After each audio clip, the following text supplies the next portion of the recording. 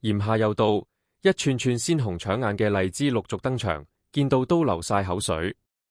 最近網上又傳開一單消息，話某幼稚園有個小朋友食完荔枝之後發高燒，仲搞到手足口病。內容講到似層層，話幼稚園出咗通告呼籲家長，請各位爸爸媽媽近排暫時唔好買荔枝俾小朋友食。醫生話而家嘅荔枝幾乎都係用藥水浸過，食完會引起發燒，仲可能引發手足口病。見到呢啲資訊，好多人嚇到心慌慌，望住雪櫃入面啲荔枝，食又唔敢食，掉咗又覺得嘥。究竟荔枝係咪真係全部用毒藥水浸過？食荔枝又係咪真係會中手足口病？今次我哋就同大家拆解呢啲迷思，仲會手把手教你點樣喺街市揀到最靚最鮮甜嘅荔枝。傳聞仲話市面上嘅荔枝都係用福爾馬林浸泡，有藥副食性，搞到小朋友病。我哋首先要釐清一個概念，荔枝採摘後嘅殼會經過化學試劑浸泡清洗，但絕對唔係用福爾馬林。要明白點解要處理，首先要知道荔枝有幾脆弱。古語有云，荔枝其實離本枝，一日而色變，二日而香變，三日而味變，四五日色香味去矣。呢句說話絕對冇誇張。一騎紅塵妃子笑，無人知是荔枝來。點解要快馬加鞭？因為荔枝真係好容易壞。荔枝唔容易儲藏，主要有以下幾個致命弱點。荔枝個殼睇落好似好堅硬密實，可以保護果肉，但實際上荔枝外果皮嘅組織非常疏鬆，充滿空隙，水分極容易流失。只要放喺室溫一陣，外殼就會乾晒。荔枝外果皮同中果皮之間嘅細胞含有大量多酚類物質。當呢啲物質接觸到空氣，再配合荔枝本身含有嘅多酚氧化同過氧化物，就會產生化學反應，令果皮迅速變黑。呢個就係點解你買返屋企嘅荔枝好容易由鮮紅色變成乳黑色。而且荔枝含有極高糖分，好容易受到各種微生物污染。微生物侵染唔單止會加速荔枝變黑，仲會導致果肉腐爛變酸。如果完全唔做任何防護保鮮處理，由內地果園運到香港果欄，再分銷到街市，你買到嘅恐怕只會係一堆又黑又爛嘅荔枝乾。為咗令大家都可以食到新鮮美味嘅荔枝，採收後嘅處理係必須嘅。既然知道要處理，淡果農到底用咗咩化學試劑？根據規定，龍眼同荔枝採摘後允許使用漂白粉溶液清洗，亦都可以使用規定種類嘅殺菌劑浸泡處理。用呢啲試劑浸洗，主要目的係殺滅荔枝表面可能存在的微生物，防止腐爛，延長保存時間，方便運輸。佢哋嘅毒性都好低，呢啲殺菌劑只要符合標準就係安全嘅。只要果農合理使用，最終殘留量符合國家標準，一般並唔會對人體造成危害。當然，隨住大家對食品安全要求越來越高，世界各國都研發緊更天然嘅保鮮方法。例如調節儲藏環境嘅空氣溫度或者生物保鮮。不過目前呢啲新技術仲未完全成熟，荔枝保鮮依然無法完全脫離殺菌劑。買返屋企之後，食之前徹底用水清洗乾淨外殼，就可以大大減低風險，唔使過分恐慌。至於傳聞中嘅福爾馬林，正規市場買到嘅荔枝係唔會用嘅。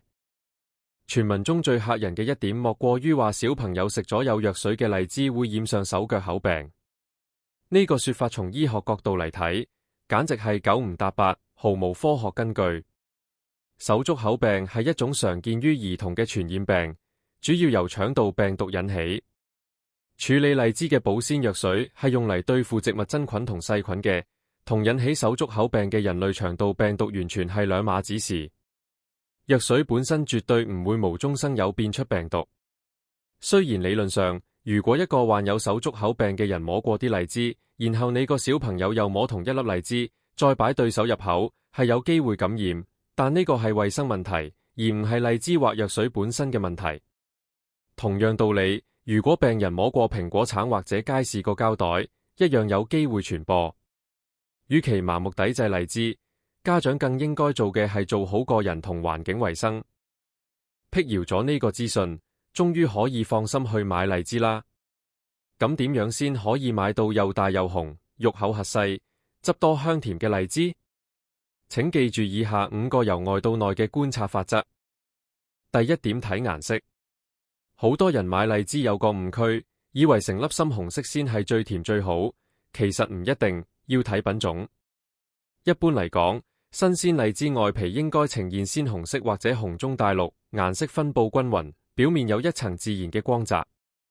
顏色鮮亮、色澤均勻嘅荔枝，通常最新鮮可口。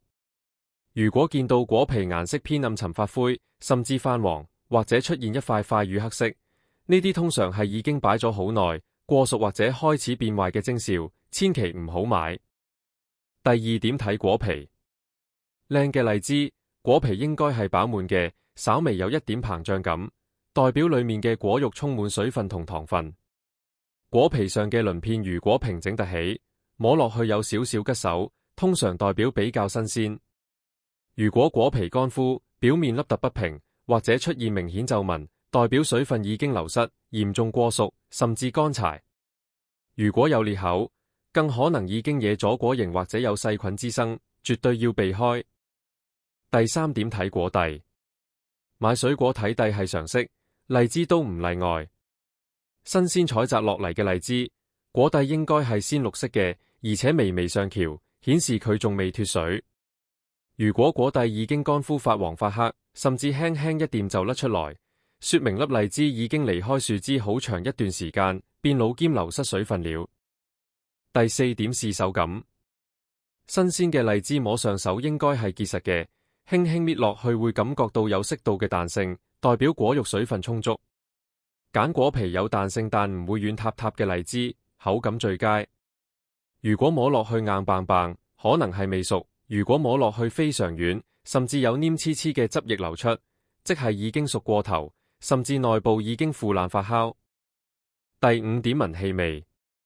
新鮮嘅荔枝臭，近聞會散發出淡淡嘅天然果香同甜味。荔枝糖分高，一旦變壞好容易發酵。如果聞到有酒精味、酸潲味或者刺鼻嘅怪味，證明荔枝已經變質，白送都唔好要。識得揀靚荔枝仲未夠，市面上有咁多品種，有啲偏酸，有啲核大，有啲有花香。每種荔枝嘅盛產期同口感都唔同，了解佢哋嘅特性，先可以揀到最啱自己口味嘅荔枝。排喺夏日頭炮，搶先上市嘅就係妃子笑。每年5月下旬，佢就會率先登場，俾大家搶先嘗鮮，酸甜開胃。佢嘅外貌特徵係紅中帶綠，果尖微綠。千祈唔好以為佢綠色就係未熟，其實呢個綠已經係最佳狀態，外殼會有少少吉手。講到神級口感，佢果肉厚實，甜度高得嚟，往往帶有一絲微酸，味道層次非常豐富，食多幾粒都唔覺膩。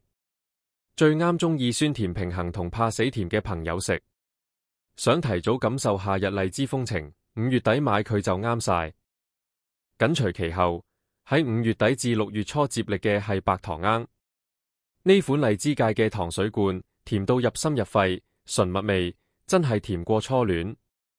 佢嘅外貌特徵係鮮紅或紫紅色，果實偏圓形，果皮特別薄。睇個名就知有幾甜，果肉清甜多汁，甜味非常直接，帶有濃郁嘅天然蜜味，真係名副其實嘅白糖罌。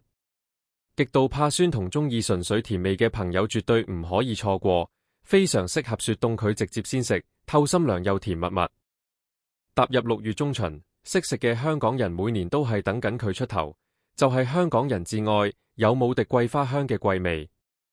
佢着住深紅色外衣，果皮顏色均勻，最大特點係外殼啲刺比較尖銳，摸上手最吉手。顧名思義，剝開殼就會聞到陣陣清幽嘅桂花香氣，果肉清甜爽脆。最屈機係佢通常都係超細核嘅焦核，真係啖啖肉爽到爆。追求極致果香、爽脆口感同中意啖啖肉嘅終極食客，6月中桂味一出必搶。到咗6月下旬至7月初，荔枝界嘅超級貴族糯米糍就會壓軸登場。呢位爆汁甜王、軟滑極品，真係貴得有道理。外貌上佢紅中帶黃，果形較大，偏心形。最大特徵係果皮表面冇明顯嘅刺，摸落去相對平滑。佢嘅神級口感在於果肉極度豐厚，呈現晶瑩剔透嘅半透明狀，口感軟滑多汁，甜度極高，而且幾乎粒粒都係極細核。嗜甜如命，追求軟滑爆汁口感嘅甜品控一定中意，雖然價錢稍貴，但絕對物超所值。